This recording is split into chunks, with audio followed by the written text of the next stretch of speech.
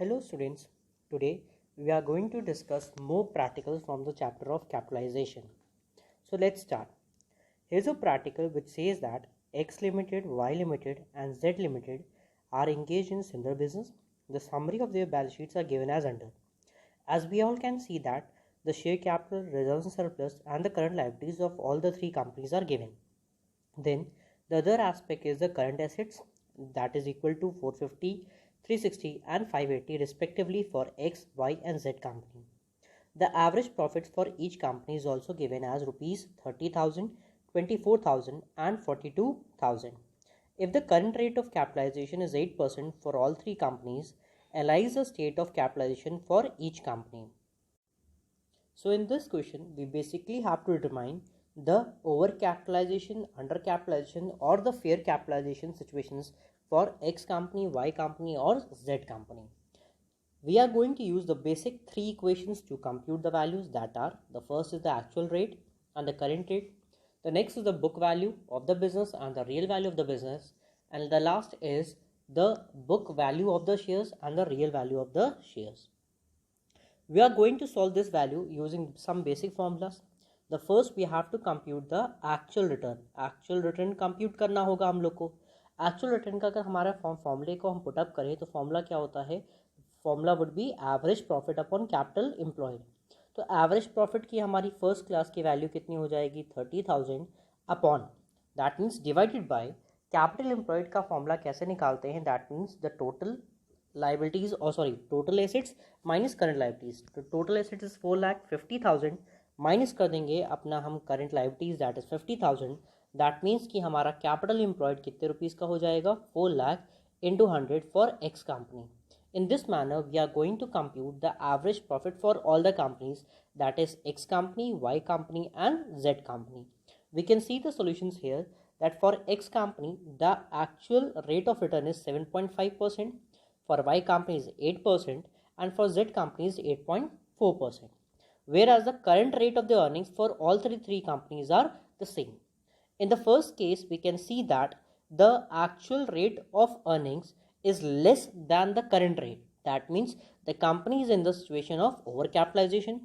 When we are talking about the Y company, the actual rate of earning and the current rate of earning are same, that is both are equal. That means we are in the situation of fair capitalization or equal capitalization. When we are talking about the Z company, the actual rate of earning is more than the current rate of earning, then that means the Z company is in the case of undercapitalization. So we have tested the first equation. Now we are going to test the second equation, that is on the basis of book value of the business and the real value of the business. The book value of business is basically the capital employed which we have already computed while computing the actual rate of earning, and hence the capital employed for X is 4 lakh rupees, for Y is 3 lakh rupees and for Z is 5 lakh rupees. Now we have to compute the real value of the business, and the formula for real value of the business is the average profit upon NRR, that is the normal rate of return, into 100. That means if we are talking about for the X company, the average profit is 30,000 into 100 divided by 8, and hence the real value is rupees 3,75,000. The same rule will be applied for Y company as well as for the Z company. We can see that in X company case, the real value is equals to 3,75,000, whereas book value is rupees 4 lakh. That means book value is more than real value, which is also a equation for overcapitalization. Then for the Y company, the book value is equals to the real value. That means the Y company is in fair capitalization. And when we are going to have a look on the Z company, the real value is more than the book value. That means the company is in the case of undercapitalization. Now we are going to use the last method, that is book value per share and real value per share. The simple for computing the book value per share is means book value divided by number of equity shares. As we all can know that the number of equity shares 30,000, 20,000, 40,000. As we can see that in the practical part, it says that the share capital is rupees 10 per share. That means अगर x की total capital कितने रुपए की आ रही है 3 lakh rupees की, तो number of shares issued कितने हो जाएंगे 3 lakhs डिवाइड बाय पर शेयर की value 10 rupees on getting the value the value is rupees 30,000. In the same manner, we can find out the number of shares for X company, for Y company, and for Z company too. Now, after finding out the values, we can easily compare that for X company, book value is more than the real value. For Y company, book and real value per share are the same, whereas for Z company, the real value is more than the book value. Hence, after analyzing each and every equation, we can directly and simply say that the X, Y and Z company are in the situations of overcapitalization, fair capitalization and undercapitalization respectively. Hope this point is clear to everyone. Let's move to the next practical.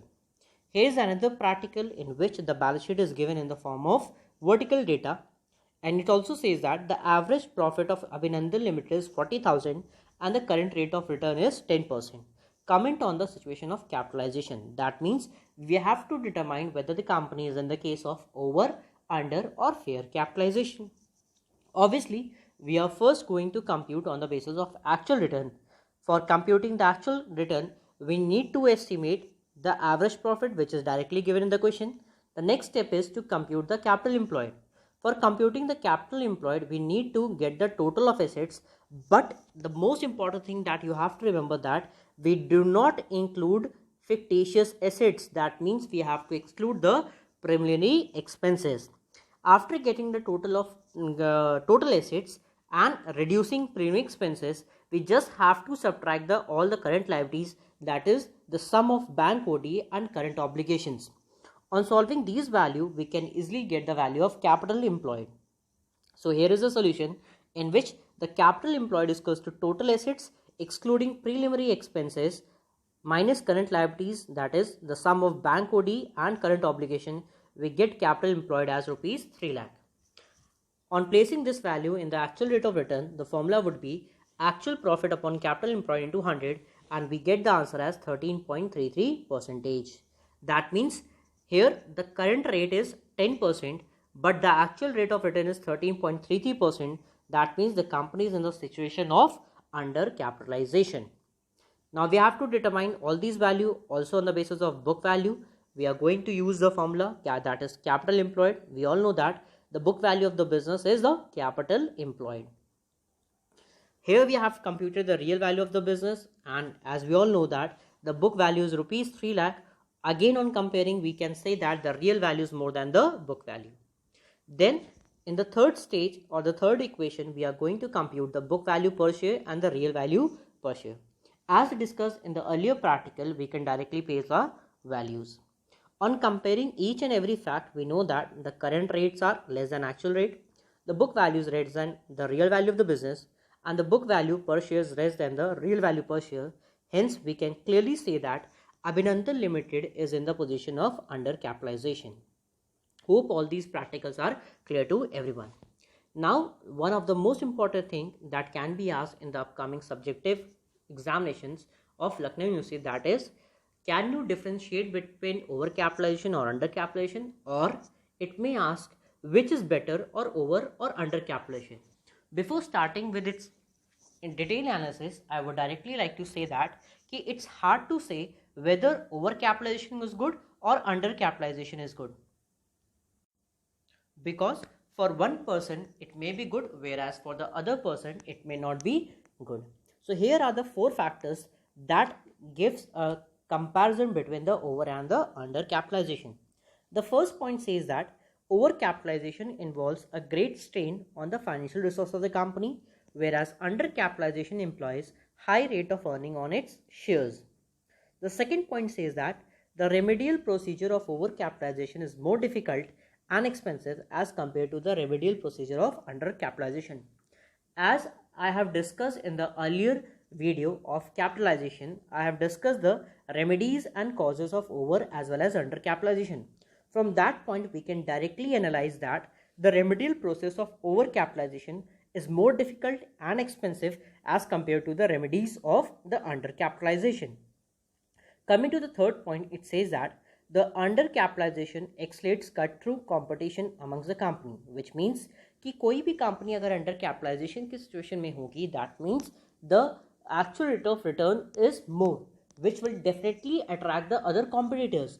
वो दूसरे competitors को क्या करेगी, attract करेगी. As a result, the competition would increase and the profits for the company would reduce, and hence we can say that it accelerates the cutthroat competition. Whereas overcapitalization adversely affects the shareholders and endangers the economic stability and social prosperity. The next point says that overcapitalization is a common phenomena than undercapitalization, which is relatively a rare phenomenon. That means overcapitalization is a common thing. Most of the organization faced with the concept of overcapitalization, whereas undercapitalization is not so common aspect or the things that is being applied in the accounting. That's all for today. Next we will continue in our next video. Thank you, students.